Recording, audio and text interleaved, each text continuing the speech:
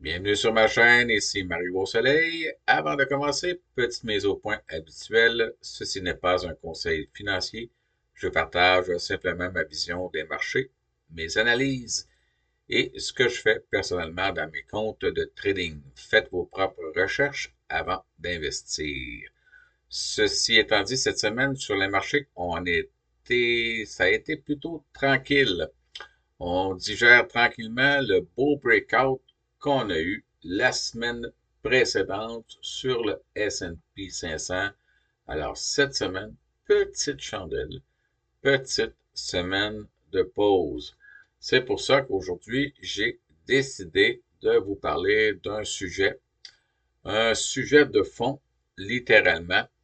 Quand on regarde les gestionnaires professionnels, nos traders professionnels institutionnels, est-ce qu'ils réussissent vraiment à faire mieux que le marché?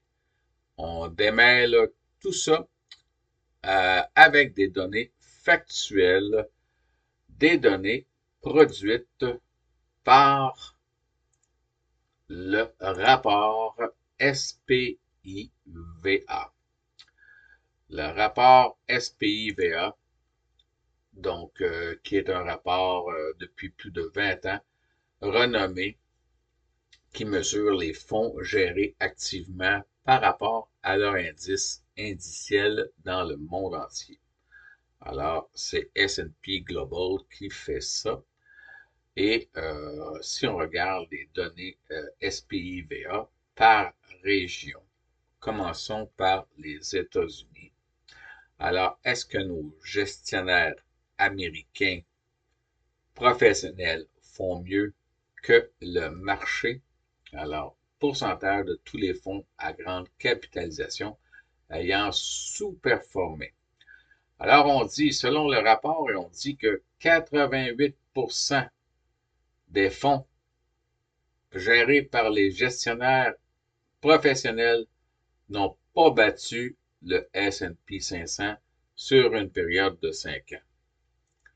Sur 10 ans, 85% des fonds n'ont pas battu le S&P 500 et sur 15 ans, 89% des fonds n'ont pas battu le S&P 500 aux États-Unis. Alors, on va voir au Canada si nos gestionnaires de fonds sont meilleurs. Alors, ici, sur 10 ans, 98% ont sous-performé. Donc, ils n'ont pas battu le TSX. En 5 ans, 95% des fonds gérés par nos gestionnaires professionnels n'ont pas battu le TSX. Et sur une période de 3 ans, ils sont 96% aussi à ne pas avoir battu le TSX. Alors, ma question, si les traders professionnels n'arrivent pas à battre le marché, nous, petits traders à la maison, avec moins de capitaux, est-ce qu'on peut battre le marché? Alors, je vais vous montrer que ma méthode à moi, avec ma méthode, ce que je fais, je réussis à battre le marché. Et oui. Alors, je vous montre ça maintenant. Passons sur les graphiques avec la plateforme de TC2000 et regardons ça. Alors, je vous montre ma stratégie. Je vous montre d'abord le S&P 500, sa performance depuis, disons, le sommet du COVID. Alors, le S&P 500, depuis le sommet du COVID, a fait 64%. Donc, ma stratégie à moi, dans mon compte américain, en dollars US, c'est d'acheter le SPY. Et depuis le sommet 66%. Et si je veux du levier, je vais acheter le FNB Ultra Pro S&P 500, effet de levier, et je vais atteindre depuis le sommet du COVID jusqu'à maintenant 116%. Ça, c'est pour mon compte américain. Pour mon compte canadien, je peux acheter aussi. Si toutefois j'avais pas de compte américain, que j'avais seulement un compte canadien, je pourrais quand même acheter le S&P 500 parce qu'il est coté à la bourse de Toronto. Alors, je prendrais le Vanguard VFV.TO.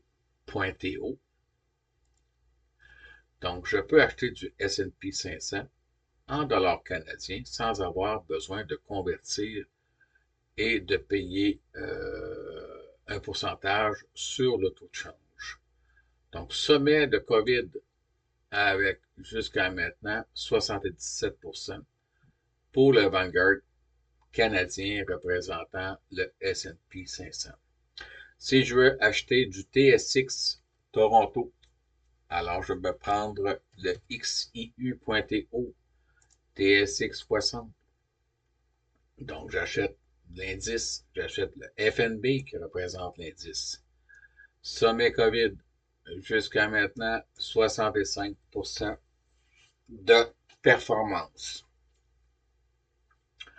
Donc, c'est ma stratégie personnelle pour battre le marché. Et surtout, pour faire mieux que nos gestionnaires de fonds professionnels. Donc, c'est tout simplement la combinaison de FNB américain avec FNB canadien qui représente les indices.